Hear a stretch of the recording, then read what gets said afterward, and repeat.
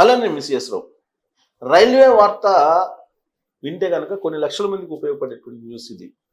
ఎందుకనంటే ఇప్పుడు భారత్ అమృత్ భారత్ పథకంలో భాగంగా కేంద్ర ప్రభుత్వం రైల్వే స్టేషన్ని ఆధునీకరిస్తున్నారు. ఇదందరికీ తెలిసినటువంటి విషయం. ఎందుకంటే రైల్వే ప్రయాణం చేసేటువంటి ప్రతి ఒక్కళ్ళు అబ్జర్వ్ చేస్తున్నారు స్టేషన్ని ఎక్కడెక్కడ ఆధునీకరిస్తున్నారు అనేది. మరి ప్రత్యేకించి ఇది ఎందుకు చెప్పాల్సి వస్తుంది, ఈ న్యూస్ని మీకు ఎందుకు అందించాల్సి వస్తుంది అని అంటే, రైల్వే స్టేషన్స్లో మీకు హోటల్స్ని వాటిని క్యాప్సూల్ అంటారు, క్యాప్సూల్ హోటల్స్ అంటారు. అలాగే స్లీపింగ్ స్లాట్స్ అంటారు. సో వీటిని ఏర్పాటు చేశారు. ఎక్కడ? సికింద్రాబాద్ అలాగే వైజాగ్లో, తూర్పు వైజాగ్ రైల్వే జోన్లో ఏర్పాటు చేశారు. ఇవి మీకు అత్యంత తక్కువగా మీరు రెస్ట్ తీసుకునేదానికి ఈ క్యాప్సూల్ హోటల్స్ని ఏర్పాటు చేశారు. క్యాప్సూల్ హోటల్స్ అంటే ఏం లేదండి, రైల్వే స్టేషన్స్లో మీరు దిగిన తర్వాత మీరు రెస్ట్ తీసుకోవడానికి గంటకి 200 రూపాయలు చెల్లించాలి. 2 గంటలకి 200 రూపాయలు, 2 అవర్స్కి. ఆ ఛార్జీ గంట లేదా 2 గంటలుగా లేదా ఎంతకి పెడతారు అనేది ఇంకా నిర్ణయించలేదు. టెంటేటివ్గా ఏంటంటే రోజు మొత్తం ఉండే పని అయితే కనుక 400 తీసుకుంటారు అంటున్నారు. ఆ ఛార్జీలు అనేది ఇంకా ఫైనల్ చేయలేదు, ఎంత ఛార్జ్ చేస్తారనేది. ఇది ఎలా ఉంటుందంటే, మీరు ఫోటోలో చూస్తున్నారు, ఇక్కడ చూడండి, ఇవి క్యాప్సూల్ హోటల్స్ అంటే ఇవి రైల్వే స్టేషన్లో ఉంటాయి. ఇప్పటి వరకు మనకు రైల్వే స్టేషన్లో రెస్ట్ తీసుకోవాలంటే రెస్ట్ రూమ్స్ ఉంటాయి. అక్కడ ఏసీ క్లాస్ వాళ్ళకి లాంజ్ ఉంటుంది, ఏసీ లాంజ్. అక్కడ గంట కిందని వసూలు చేస్తారు. 40 రూపాయలని, 20 రూపాయలని అలా వసూలు చేస్తారు, 100 రూపాయలని, అలా రకరకాలుగా ఉంది. అది ప్రైవేట్ వాళ్ళకి ఇచ్చారు. కానీ ఇప్పుడు ప్రైవేట్ వాళ్ళే ఇప్పుడు ఈ వీటిని క్యాప్సూల్ హోటల్స్ని నిర్వహిస్తున్నారు. ఏంటంటే క్యాప్సూల్ హోటల్స్ నథింగ్ బట్ మనకు రైల్వే బోగీలో ఏ విధంగా అయితే ఉంటుందో దానికి కొంచెం భిన్నంగా ప్రైవసీ ఉండేలాగా డిజైన్ చేశారు దాన్ని. అంటే ఇక్కడ చూడండి, మీరు ప్రైవసీ ఉండేలాగా మనకు కనిపిస్తుంది. ఇక్కడ ఈ కర్టన్స్ వేశారు, ఈ కర్టన్స్ వేసి ఉండడు, ఇవన్నీ కూడా మనం చూడొచ్చు ఈ ఫోటోలో. ఈ మధ్యలో ఒక కారిడార్ లాగా ఉంది. ఆ కారిడార్కి ఇటువైపు కింద ఒక బెడ్, పైన ఒక బెడ్. సేమ్ స్లీపర్ బస్ అనుకోండి, స్లీపర్ బస్ డిజైన్ అనుకోండి, స్లీపర్ బస్ ఏ విధంగా ఉంటుందో ఆ డిజైన్లో ఉన్నాయన్నమాట. అక్కడ మీరు సింగిల్ బెడ్ మాత్రమే ఉంటుంది, డబుల్ బెడ్ ఉండదు. సింగిల్ బెడ్ మాత్రమే తయారు చేశారు. దానికి free internet facility, TV facility ఇవన్నీ పెట్టారు. నథింగ్ బట్ మీరు ఓల్వో బస్సుల్లో మీరు ఎక్కితే, ఆ ఓల్వో బస్సుల్లో ఏ విధంగా అయితే మీకు స్లీపర్ క్లాస్లో స్లీపర్ బస్ సీట్లు ఉంటాయి కదా, డబుల్ కాకుండా సింగిల్ సీట్లు, సేమ్ అదేలాగా డిజైన్ చేశారు పండుకోవడానికి. అలాగే అక్కడే వాష్రూమ్స్ మధ్యలో రైల్లో ఏ విధంగా పెడతారో అలానే పెట్టేసి ఉంచారు. సో కింద ఒక బెడ్, పైన ఒక బెడ్ అలా వేశారు. ఇది ఒక రకంగా చెప్పాలంటే వీటిని క్యాప్సూల్ హోటల్స్ అంటారు. జపాన్లో ఈ స్టార్ట్ అయ్యాయట. ఈ జపాన్లో చూసిన తర్వాత వీటిని ఇండియన్ రైల్వే అమలు చేస్తుంది. ఒక్కొక్కటి ఇండియన్ రైల్వే ఆధునీకరించుకుంటూ పోతూ అమృత్ భారత్లో భాగంగా ఇవన్నీ ఏర్పాటు చేస్తుంది, సౌకర్యాలు కూడా కల్పిస్తూ ఉంది. ఇప్పుడు రీసెంట్గా తీసుకుంటే కొన్ని మార్పులు చేసింది. దాదాపు 3 days నుంచి మీరు అబ్జర్వ్ కూడా చేసి ఉంటారు. రైల్వే ప్రయాణం తరచూ చేసేటువంటి వాళ్ళు ఏంటంటే, ఇంతకుముందు మనకి రైలు ప్రయాణం చేయడానికి 4 గంటల ముందు మాత్రమే చార్జ్ కన్ఫర్మేషన్ వచ్చేది. కానీ ఇప్పుడు గత 4 రోజుల నుంచి 8 hours బిఫోర్ వస్తుంది. 8 hours ముందే మీరు బుక్ చేసినటువంటి ట్రైన్లో మీకు కన్ఫర్మేషన్ అయ్యిందా లేదా టికెట్ అనేది ముందే మెసేజ్ వచ్చేస్తుంది. మెసేజ్ వస్తే 8 గంటల టైం ఉంది కాబట్టి అప్పుడు ఆల్టర్నేటివ్ ప్రయాణానికి మీరు ఏర్పాటు చేసుకోవచ్చు. ఇంకొక వెసులుబాటు కూడా కల్పించారు. అక్కడ వస్తున్నటువంటి మెసేజ్ ప్రకారం చూస్తే కనుక ఏంటనంటే, ఇప్పుడు ఇంతకుముందు మనం ఏం చేసేవాళ్ళంటే, మీకు డెమో చేసి చూపిస్తాను. ఇంతకుముందు ఏం చేసేవాళ్ళం అంటే, మనం ఇది యాప్, ఐఆర్సిటిసి యాప్, ఇది ఓపెన్ చేస్తాం మనం. ఈ ఐఆర్సిటిసి యాప్ ఓపెన్ చేస్తే మీకు కేవైసీ అడుగుద్ది. అవన్నీ కేవైసీ చేసిన తర్వాత మనం ఇక్కడ యాప్ ఉంటుంది, బుక్ చేసుకునేటప్పుడు ఇక్కడ బుక్ చేస్తాము.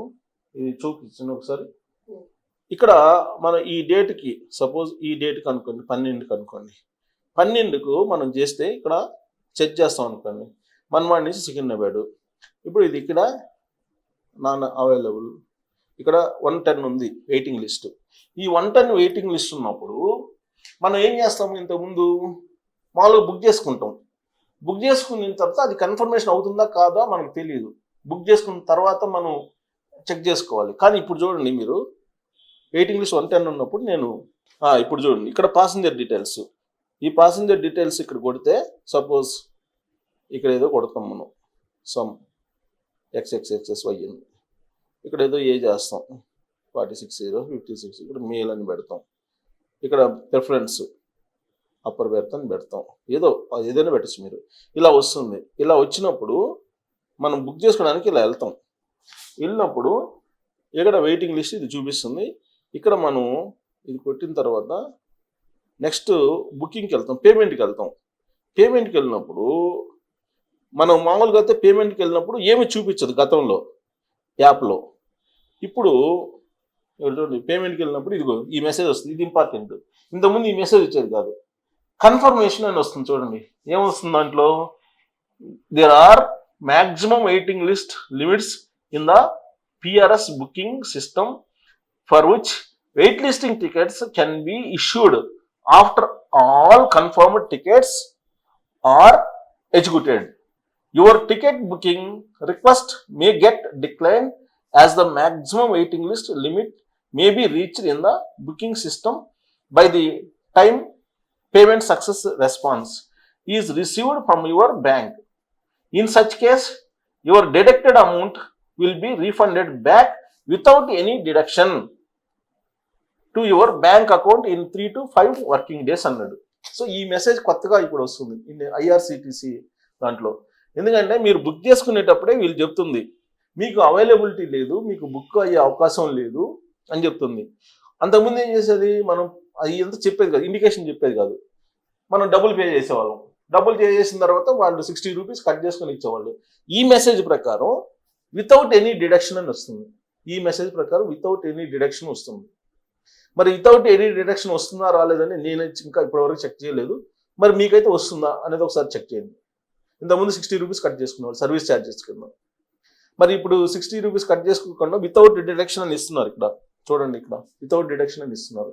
ఇది ఒకసారి అబ్జర్వ్ చేయండి, వితౌట్ డిడక్షన్ అని చెప్పి ఈ మెసేజ్ క్లోజప్లో చూపిస్తే మీకు అర్థమవుతుంది. ఇలా వస్తుంది పేమెంట్కి ముందు.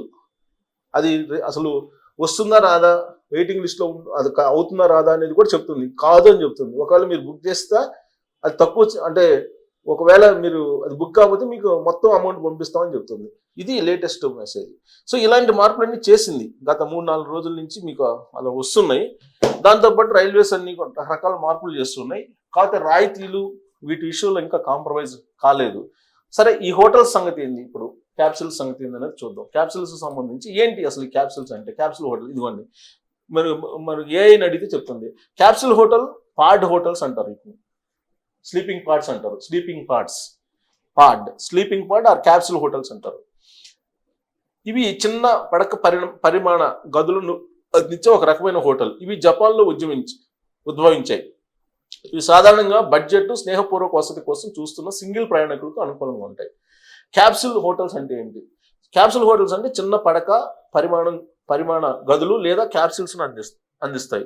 ఇవి సాధారణంగా నియంత్రించడానికి మరియు వ్యక్తిగత వస్తువులు దాచుకోవడానికి కూడా సరిపోతాయి. సో బడ్జెట్కి ఈ క్యాప్సిల్ హోటల్స్ అనేది చాలా స్నేహపూర్వకమైనవి. తక్కువ సౌకర్యాలను అందించడం ద్వారా ఈ వసతిని కల్పిస్తుంది. సింగిల్ ప్రయాణికులు, సాధారణంగా సింగిల్ వాళ్ళకి ఇది బాగా అనుకూలంగా ఉంటుంది.